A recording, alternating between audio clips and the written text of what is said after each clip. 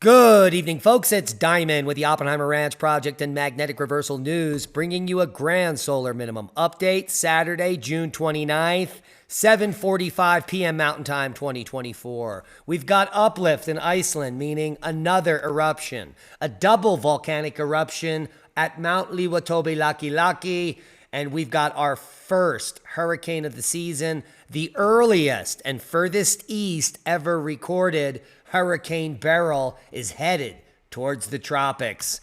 Keep calm. It's boom time. Over 70 million under threat of severe weather this weekend across the Ohio Valley in the Northeast. Storms will begin building through midday and early afternoon with the greatest severe weather threat across eastern Ohio into central Pennsylvania and upstate New York into Saturday evening. The full forecast is coming as we take a look at the Mississippi. Here is I-29 and I-680 looking north of Omaha, Nebraska earlier today. The photo was posted from Pottawatomie County Emergency Management. Absolutely unbelievable. Thanks, Hunga Tunga. And here we can see Hurricane Beryl. Maximum sustained winds at 80 miles per hour. Cat 1 moving east should become Cat 3 by the time it enters the Caribbean Sea. Beryl is expected to be a dangerous major hurricane when it reaches the Windward Islands late Sunday night or Monday, bringing destructive hurricane-force winds and life-threatening storm surge. Hurricane watch and warnings are in effect for much of the Windward Islands. Heavy rainfall and localized flooding is expected across the Windwards Sunday night and into Monday. Interest in the Central and Western Caribbean should monitor the progress of the system. Users are reminded that there is a large uncertainty at days 4 and 5 and to not focus on specific details of the track or intensity at this time. All of the tracks are lining up as far as approaching the Yucatan Peninsula. Then they start to separate, so we're going to have to wait a few days. The current GFS is showing this make landfall in Texas, the nexus of the Schmexis. Now, from the tropics to record cold, Mount Washington sees record low temperatures, rime ice, and ice pellets.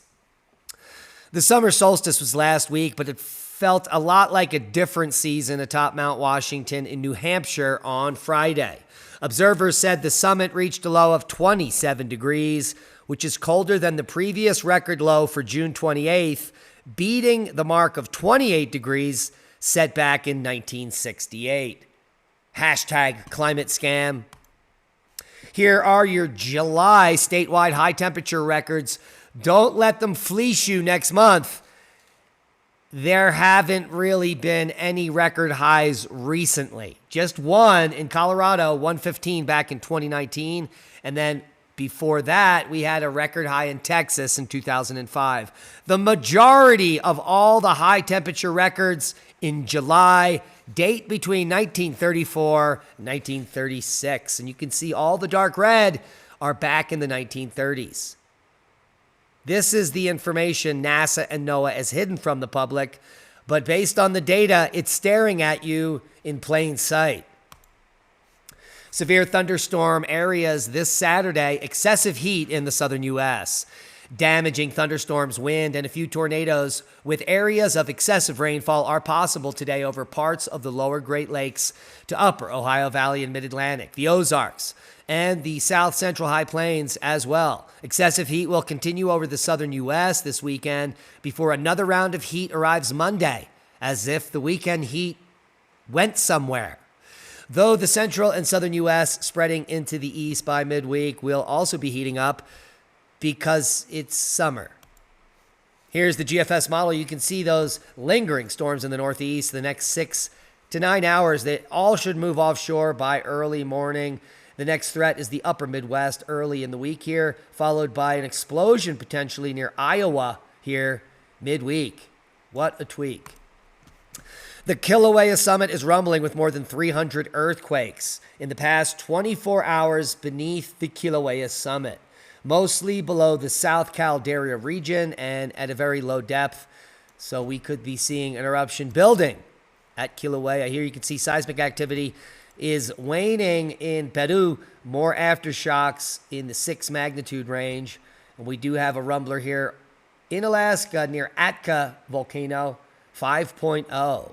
Interesting quake showing up in Henderson, New York, 3.4. Quite a big rumbler for that neck of the woods. And a 4.1 in Austin, Nevada is pretty normal activity worldwide. A double volcano eruption turns the sky dark at Liwatobi Laki Laki, unleashing two powerful eruptions in just a single day. It erupts all the time. We've been reporting on it. But the dramatic double eruption prompted locals to evacuate. By afternoon, a second eruption struck, launching a towering column 3,000 feet into the sky, which is pretty normal activity for Liwatobi. Worldwide volcano news, we've got Svartsengi uplift continuing after the end of the last eruption, suggesting a new eruption could occur soon. The rate of uplift is faster than any of the other magma pulses, so we are seeing a developing situation in Iceland. Aoba, new to the list, puffing to 11,000 foot today. Ibu to 11, Semaru to 15, Sabancaya to 23,000, Nevado de Ruiz, 20,000 foot puff. And Ibu to 18,000 foot. And that was a short list. Maybe because we forgot Sabancaya's 24,000 foot puff. Reventador's 14,000 foot puff. Semaru to 15. And there is some of the Liwatobi from earlier today. 8,000 foot puff. Karaminsk on the list as well. And holy hell.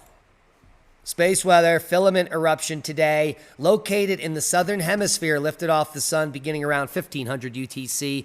This will likely fling a coronal mass ejection, mostly south, but the models are in, and we could see a glancing blow in just a few days. Here is the ISWA model. A quick look over here at the WSA Enlil spiral shows a couple of flares coming together to hit on midday on the 1st or the early morning of the 2nd. So we could be seeing some actual aurora if the timing is correct.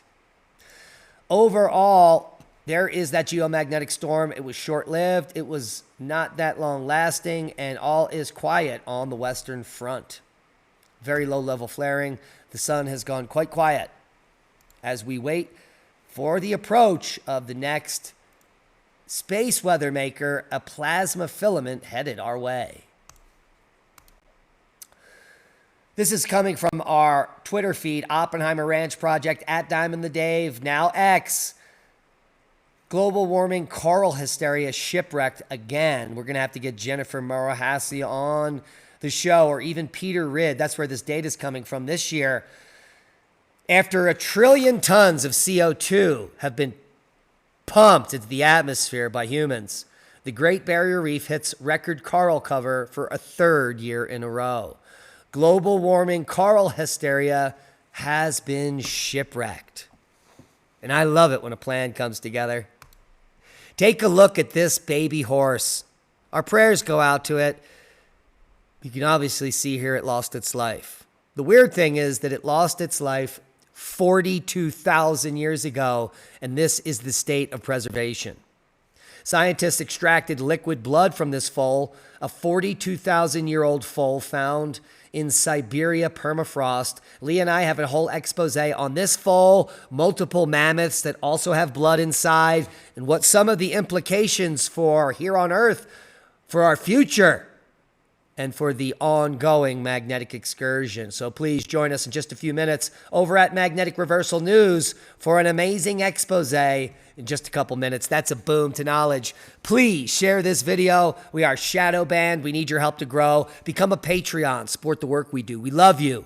Be safe. And we'll see you in just a minute over at Magnetic Reversal News. That's a boom.